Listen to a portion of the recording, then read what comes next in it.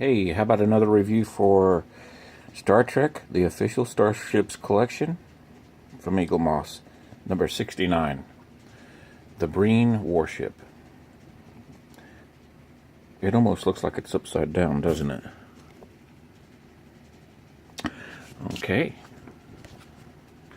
Unique design.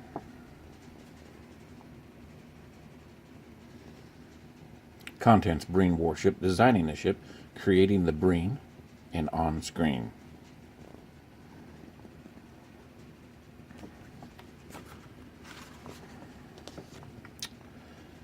The Breen Confederacy was the official government of the Breen species.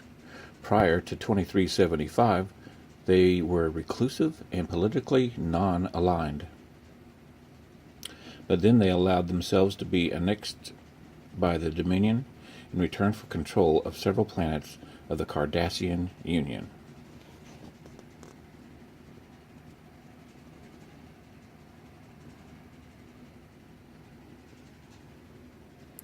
The Breen warships were as dangerous and powerful as they appeared.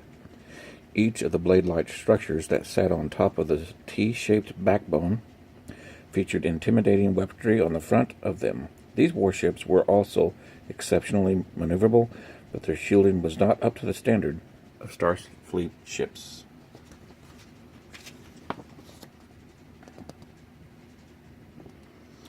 Poor San Francisco. Shortly after the Breen joined the Dominion War, they launched a daring raid on Earth. They wrought widespread devastation on Starfleet headquarters before most of the Breen's attack force was destroyed. What do I have against San Francisco? The Breen warship looked ominous, as its entire outward appearance resembled a multi-bladed weapon. At least part of its structure was made up of organic components. The scimitar was like that too on Nemesis. Breen warships appeared to be as fast as the vessels used by other species of the Dominion War.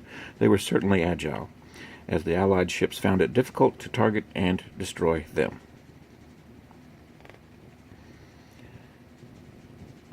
The Breen warship's energy dampening field fried all of the Defiance systems and left it without power. The crew had to abandon ship before it was blown to pieces by the more conventional weaponry. It's a pretty big ship compared to the rest of those ships there. Breen warships fought along the Dominion allies during the war and would have helped them win had Starfleet not found a way to counteract their energy dampening weapon. That almost looks like Leia in Bush disguise, bounty hunter disguise.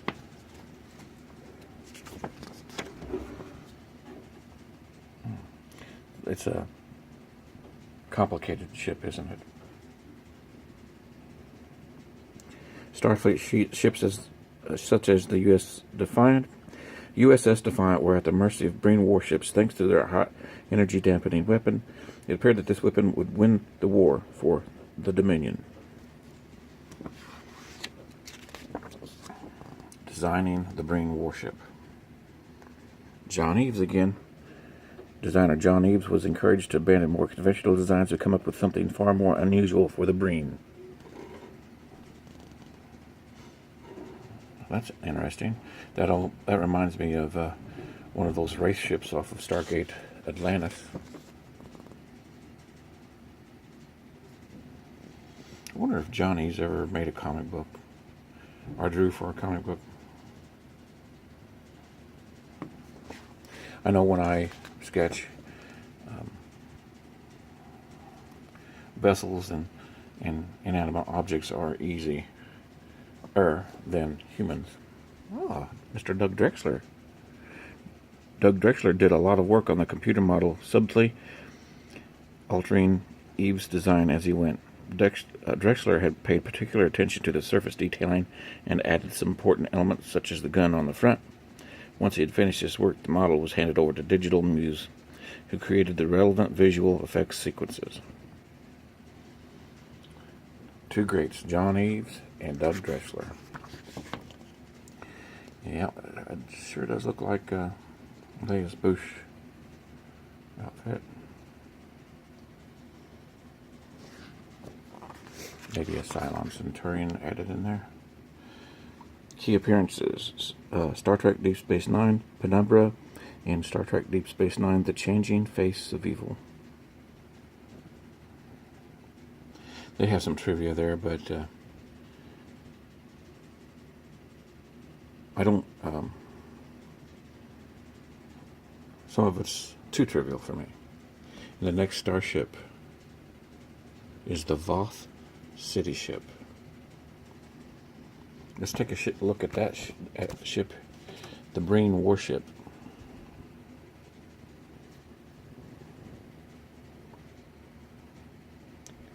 So, it's a huge ship and a small model. So I'm sure they did the best they could. The detail had to be shrunk down.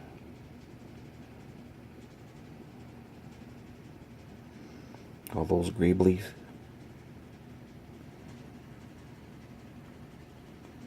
Is it going to focus? There we go. Get my big old figure out of the way. Let's see. That's a big gun, if that's what that is on top. The paint detail looks tight though.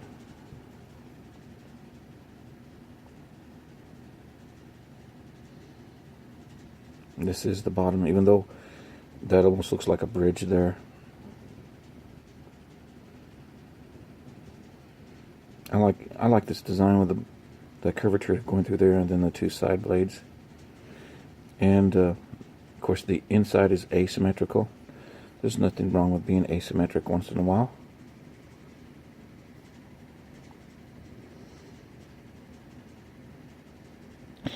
Nature has programmed us as human beings to prefer symmetry, even though there's asymmetry all over the place.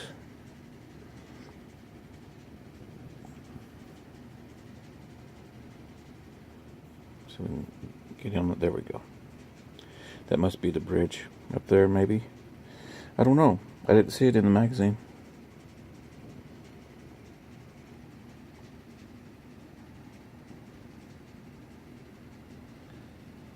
How would you like to see this in your sky above your house? It does truly look alien, doesn't it?